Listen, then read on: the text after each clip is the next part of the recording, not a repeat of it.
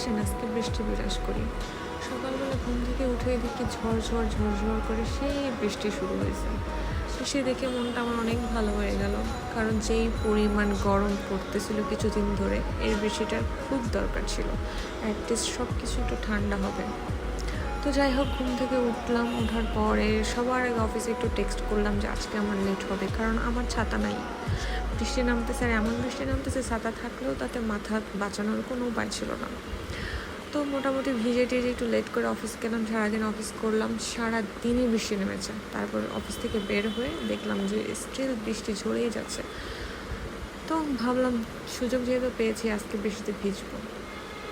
তারপরে বের হলাম। একে তো রিক্সা নেওয়ার ইচ্ছা ছিল না, তারপর কোনো রিক্সাও ছিল না। ভিজতে ভিজতে পুরো রাস্তা বাসায় আসছে ভিজে।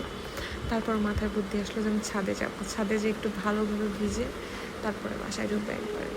তো বাড়িওয়ালার পারমিশন নিয়ে সুন্দর মতো ছাদে চলে গেলাম, আমি আর আমার রুমমেট। দেখেন কত সুন্দর, নাইস না? অনেক যুগ পর মনে হয় আমি বৃষ্টিতে ভিজলাম। লাস্ট কবার বৃষ্টিতে ভিজতে আমি ভিজছি আমার মনেও নাই। আর দেখেন বৃষ্টিতে ভিজে আমি একদম পুরো বাচ্চাদের মতো হয়ে গেছি, সাথে আমার রুমমেটও। দুজনে খুব মজা করে বৃষ্টিতে ভিজলাম, একটু ছবি তুললাম, একটু ভিডিও করলাম। বেশ কিছুক্ষণ ভিজেছে, প্রায় আধা ঘন্টা প্লাস। তারপর দুজনে ভিজাভিজি করে ছাদের এই কর্নার থেকে এই কর্নারে আসলাম। দেখলাম এত পরিমাণ গাছ লাগানো হয়েছে এখানে, প্রায় সব ধরনের ফলের গাছ আছে, আর সব গাছে ফুল ফল কোনো না কোনোটা আছে। তারপর আর একটা জিনিস দেখলাম, আমার প্রিয় ফুল কাঠগোলাপের গাছ। যদিও এখন পর্যন্ত কোনো ফুল ফুটেনি, বাট ফুটবে।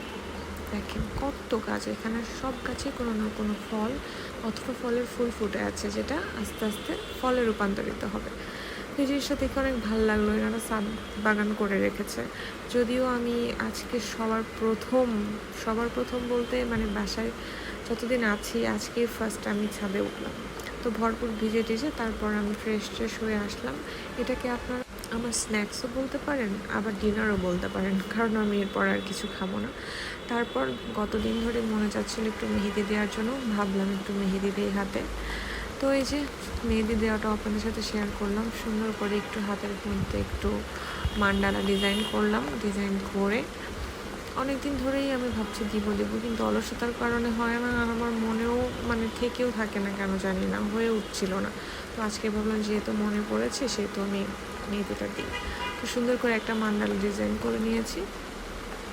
দেখেন তো কেমন হয়েছে। আমি খুব একটা এক্সপার্ট না, যতটুকু পারি নিজের জন্য চলে যায়। তো এটার জন্য আমার এক্সপার্ট হওয়ার কোনো প্রয়োজন নেই। বাট যাই হোক, আজকে আমার বৃষ্টিতে ভিজে এত বেশি মজা লাগছে, খুব ভালো লাগছে। অনেক দিন পর বৃষ্টিতে ভিজলাম। তো আস্তে আস্তে করে ডিজাইনটা আমি কমপ্লিট করলাম, আর আজ ততক্ষণে আপনারা আমার ডিজাইনটা দেখেন আর বলেন কেমন হয়েছে। ভুল ত্রুটি যাই হোক না কেন কেউ কিছু মাইন্ড করেন না, কারণ আমি এসে বললাম আই এম নট এক্সপার্ট। ওকে, বৃষ্টি নিয়ে তো নতুন করে এক্সট্রা কোনো কিছু বলার নাই। বৃষ্টি হচ্ছে একটা ইমোশনের জায়গা। এমন কোনো মানুষ নাই, বিশেষ করে মেয়ে মানুষ, যাদের বৃষ্টি অপছন্দ। আর ছেলেরা কেন জানি বৃষ্টি পছন্দ করে না, আবার করতেও পারে বাট খুব কম। বেশিরভাগ মেয়েরাই পছন্দ করে।